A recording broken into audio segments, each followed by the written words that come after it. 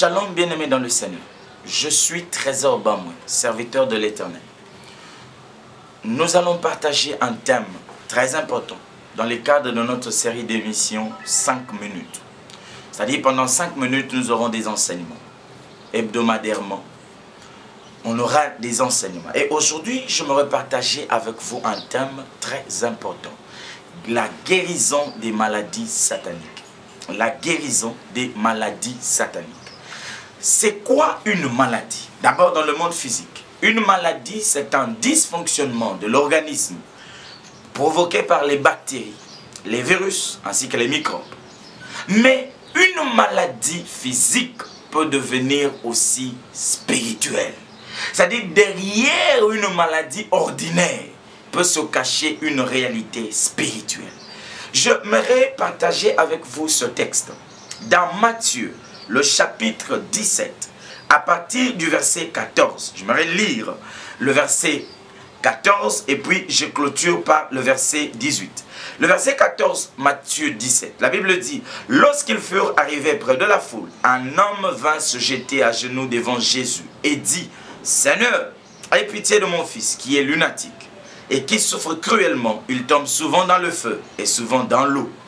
Le verset 18. Jésus parla sévèrement au démon qui sortit de lui et l'enfant fut guéri à l'heure même. Bien-aimé dans le Seigneur, cet homme était convaincu que son fils était malade. Cet homme était convaincu que son fils était lunatique. Il souffrait de l'épilepsie, comme on l'appelle communément. Mais en réalité, derrière cette maladie, s'est caché un démon. C'est-à-dire, la maladie n'était que la conséquence, n'était que la manifestation physique de la possession d'un démon. L'homme a amené son enfant auprès des disciples. Les disciples, comme lui, étaient aussi convaincus que l'enfant était malade. Ils ont prié pour lui. Je parie fort. Peut-être qu'ils l'ont loin de l'huile, comme Jacques 5 le dit, à partir du verset 16, que la prière fervente du juste a une grande efficacité. Et lorsque l'homme est malade, amenez-le auprès des anciens, on va le oindre d'huile, il sera guéri. Mais, curieusement, l'enfant n'était pas toujours guéri. Est-ce que c'était la prière qui était faible? Est-ce que c'était la maladie qui était forte? Non. Quand Jésus est venu, l'homme va rapporter exactement les événements comme ça s'est passé. Mais la Bible dit ceci. Tu peux lire ta Bible. Jésus n'a pas prié pour la maladie de l'enfant. Jésus a vu le démon et il a chassé le démon. Quand Christ a chassé le démon, l'enfant était guéri. L'enfant était totalement guéri. J'aimerais te dire, même si tu me suis à partir dans le lit d'hôpital, même si tu es atteint d'une maladie incurable, même si tu es atteint d'un cancer, tu te dis, je suis en phase terminale, c'est fini. Je te présente cet homme, Jésus-Christ. C'est Dieu vivant. C'est lui qui guérit les malades. Personne sur la terre ne peut guérir les malades. Même le médecin donne un traitement. Le pasteur prie, parce que Marc 16 nous dit que voici les miracles qui accompagneront ceux qui auront cru. Ils imposeront les mains aux malades et les malades seront guéris. C'est-à-dire on impose les mains, mais la guérison vient de Dieu. Mais l'unique qui guérissait les malades sur la terre, c'est Jésus. Quelle que soit ta maladie, je te dis que tu seras guéri. Et tu vas me poser la question, mais en quoi une maladie peut devenir satanique? C'est lorsque la maladie a ces quelques caractéristiques que je vais te présenter. Premièrement, une maladie identique aux membres d'une famille.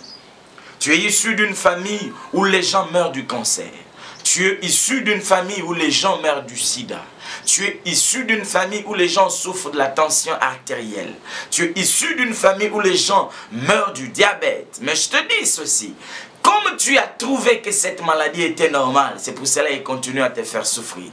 Mais cette maladie, comprends que derrière cette maladie, il y a une main noire. Et tu seras guéri. Parce que le Christ que je te présente, la prière que je vais faire pour toi aujourd'hui, où que tu sois, quelle que soit l'origine ou la durée de cette maladie, tu seras guéri.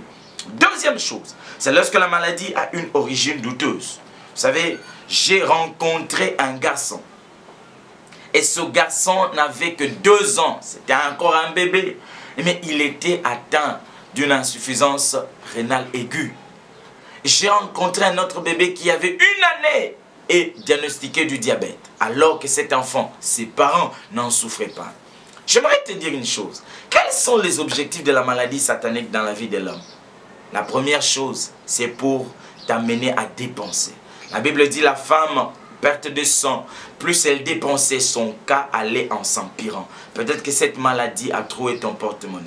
Je déclare la guérison dans ta vie. Je déclare la délivrance dans ta vie. Que Christ te guérisse. Peut-être que c'était une maladie qui était venue t'amener à la mort. C'est pour ça le psaume 91, 91, verset 5 dit: tu ne craindras ni les terreurs de la nuit, ni la flèche qui vole de jour, ni la peste qui marche dans les ténèbres.